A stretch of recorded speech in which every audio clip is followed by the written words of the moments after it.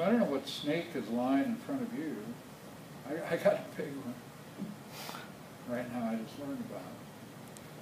And I need warrior's energy to walk through this and make decisions and choices. I surround myself with people I love and who can help me, support me in my decisions and choices.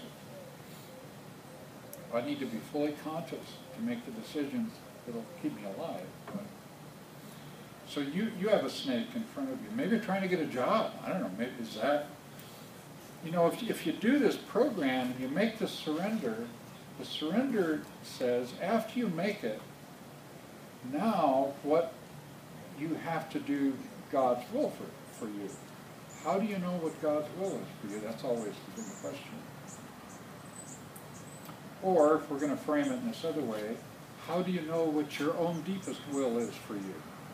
What is your path, your true path right now in life? What's the next step for you? How do you know that, what that is? And there's only one way you can know it. There's only one way. And that is what is lying right in front of you in the present moment. That's the only way you can know it. What is right in front of you in the present moment? That's the only way you can know your true path. That's what God's will is for you. That's what is yours to do.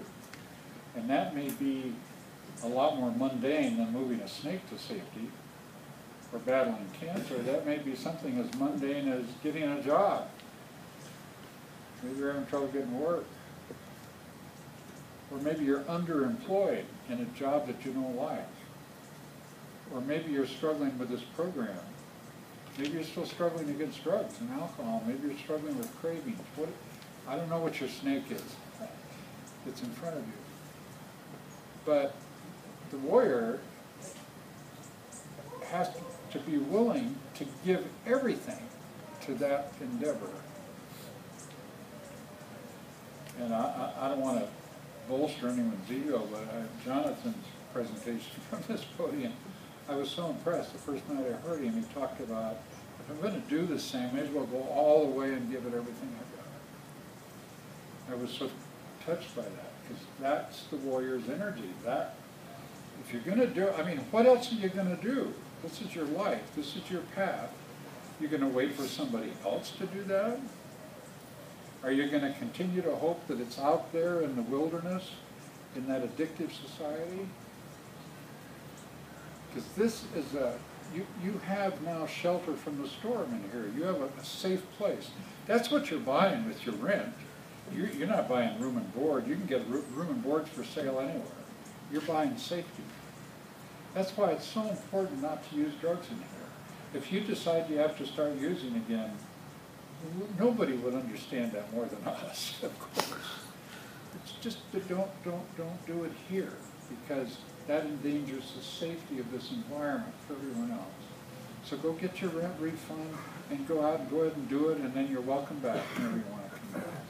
But the safety, the sanctity, the sacredness of this place, this is a place where you have room and space to address that lies in your path, whatever it may be.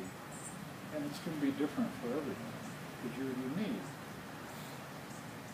But you know what it is. And so your prayers ought to be for the willingness to do that thing.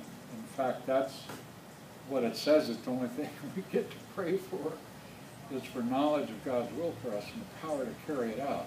Well, you can translate that way. That's what you get to pray for.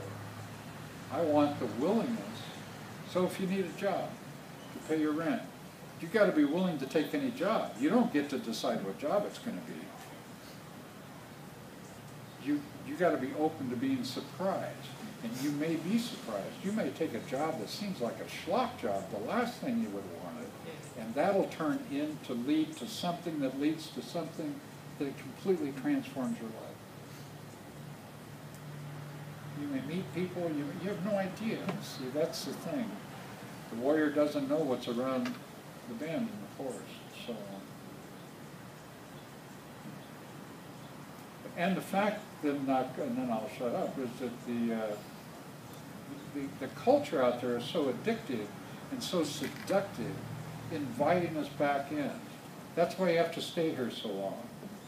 I'm sorry about that news, but if nobody's told you, 30 days is not enough. I'm sorry, I wish it was. How long did you drink and use? You know? And that culture out there, addiction is at it's in the air you breathe, inviting you back in.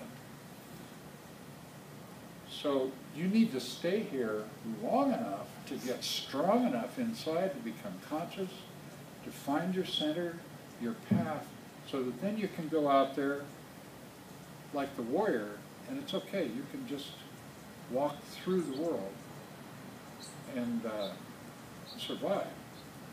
And become, it's okay who you are.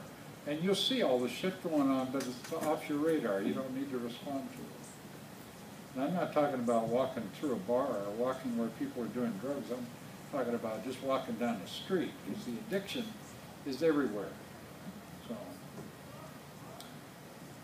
stay here. Don't watch the clock. Doesn't make any difference how long you say. How long do I have to stay here?